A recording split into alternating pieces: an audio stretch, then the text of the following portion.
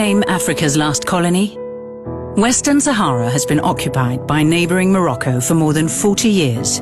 Yet most people have never heard of the conflict. Western Sahara was a Spanish colony until 1975. But after the Spanish left, the indigenous population of Western Sahara, the Sahrawis, did not obtain independence. Instead, the Moroccan king declared that Western Sahara belonged to Morocco and invaded the country, even though the king's claim to the territory had been rejected by the International Court of Justice a few months earlier. Thousands of Sahrawi families fled the Moroccan bombs to Algeria, where they set up refugee camps in the desert.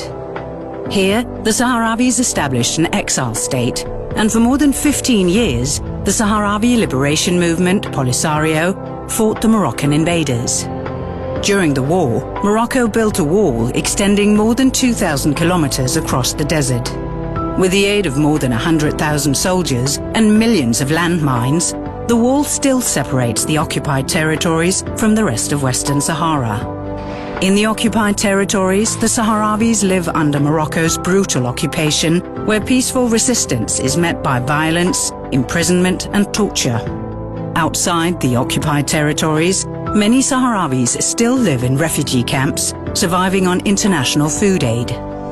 In 1991, the UN Security Council managed to negotiate a ceasefire between Polisario and Morocco.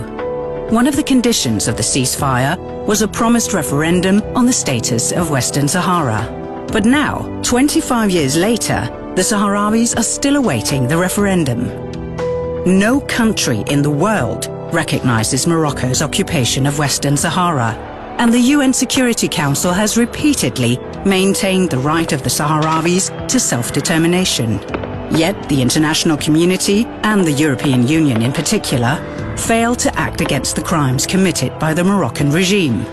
One of the main reasons for the current deadlock is the plundering of Western Sahara's natural resources.